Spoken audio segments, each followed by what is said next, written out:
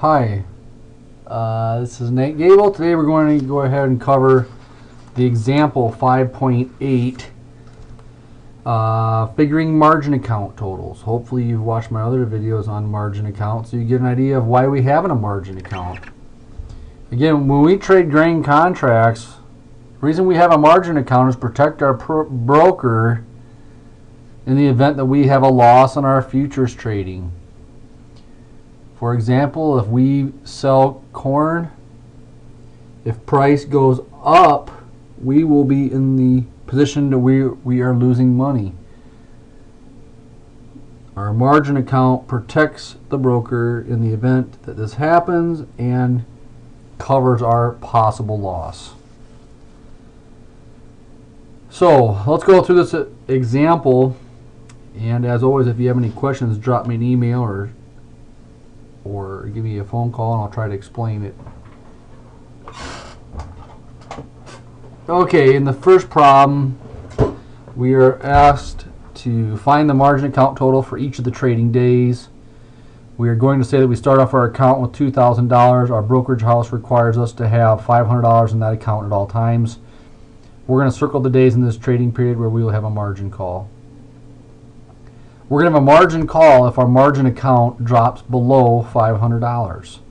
So if our futures position is such that we're in the position to lose, we're going to lose money and that drops our margin account under 500, we are going to be required to deposit more money so that we can keep our futures position.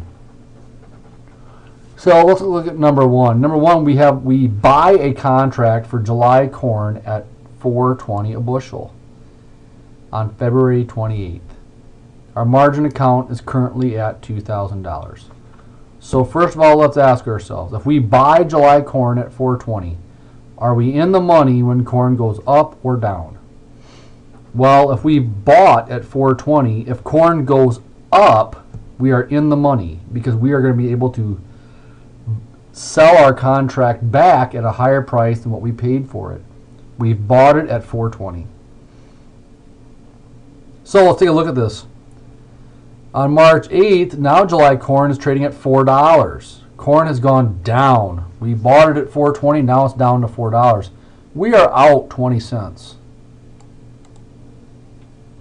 20 cents a bushel times 5,000 bushels in our contract is $1,000.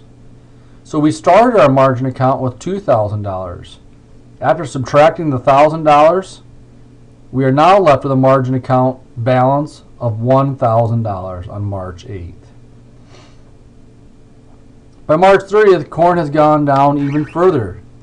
We started this day, let's just say, with $1,000. That's what our previous balance was. If corn is down another 9 cents, we're out of position another 9 cents. 9 cents times 5,000 bushels is $450. 1,000, which is where we started, minus 450 now leaves us with a margin account total of $550. April 15th now. Corn is trading at $4.25. We're back up. We're back in the money now. If we compare from where we were when we last looked at our margin account, we've gone up a total of 34 cents. From $3.91 up to $4.25. That's a gain of 34 cents. 34 cents times 5,000 bushels is $1,700. We add the $1,700 to the $550 that we were previously at, and now we are at $2,250. Another way to figure your margin account total is not to compare to the previous balance, but to compare to the very beginning balance and our beginning position. We were originally bought at $4.20. Now the price is $4.25. Well, $4.25 minus $4.20 is a gain of 5 cents. 5 cents times 5,000 bushels is $250. If our initial margin account was $2,000 and we add $250, that leaves us today at $2,250. On May 1st, July corn is trading at $4.48. 448 is a 23-cent gain from our previous total of 425. That 23-cent gain times $5,000 is a grand total of $1,150. We'll add that to the $2,250 to now have a grand total of $3,400 in our margin account. Another way to figure this, again, to compare the gain compare to our very beginning. We were originally at 420. Now we're up to 28 cents above that at 448. 28 cents times $5,000 is a grand total of $1,400. And we're going to add that $1,400 to our initial margin account of $2,000. That leaves us a grand total of $3,400. So we can compare it to the previous trading day. We just got to make sure we look at the adjustment from that day's price and that day's margin account. Or we can adjust from compared to the very beginning. We just must remember to compare to the initial margin account and the initial price. June 1st, we sell July corn and we sell our contract. Now corn is $4.33 a bushel. If we compare it to our previous position, 448 minus 433 is a 15-cent loss. 15 cents times $5,000 is $750. Take that $750 from our previous total of $3,400. We're now at $2,650. If we look compared to the very beginning, it's going to come up with the same number. We are up 13 cents times 5,000 bushels is $650. Where our initial margin account was $2,000. We add the gain of $650 to have an ending margin account balance of $2,650. Okay, let's look at problem 2. Problem 2, we is selling a December corn contract at 610. So if price goes down, we are in the money. If price goes up, we're out the money. We always want to sell high and buy low.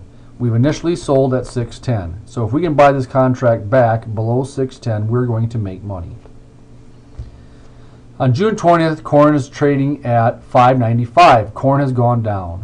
That's gone down 15 cents. That's a gain of 15 cents in market value. It's a gain.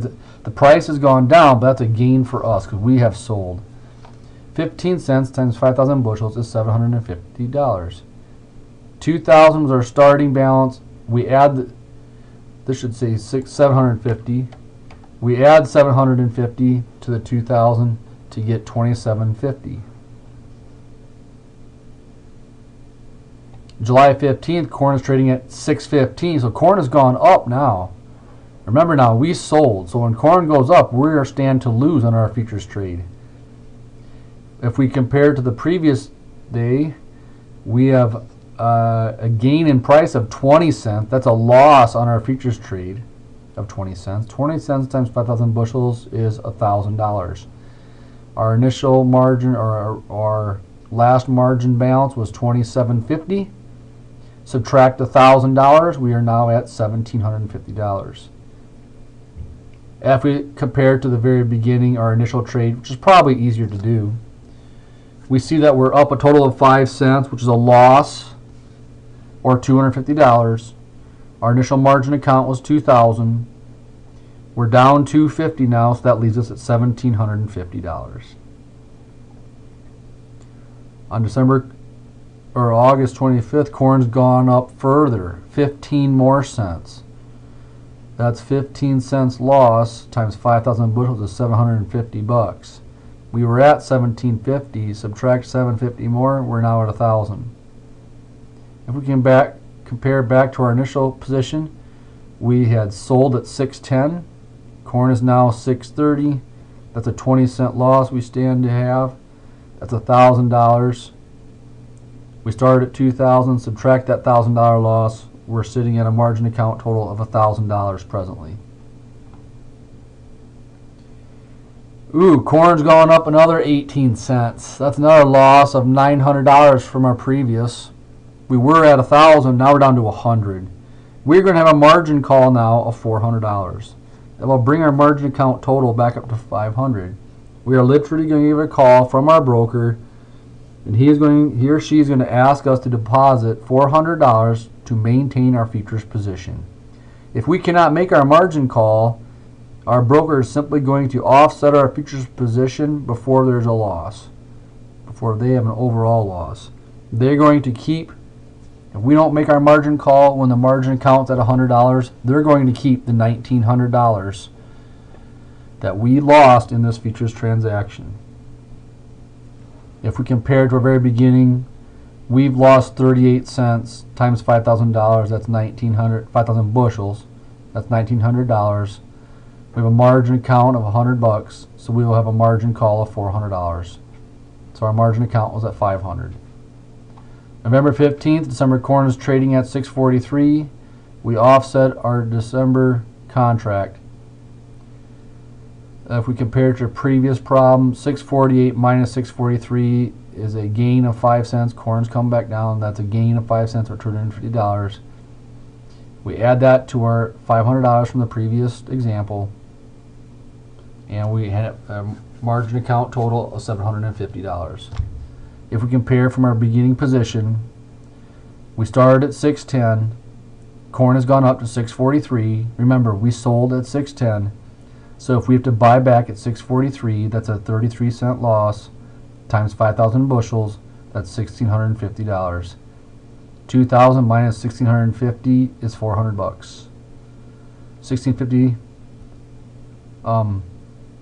plus our 2,000 minus 1,650 plus our margin call of $400 gives us a current margin count of 750, which is what we derived from our previous example.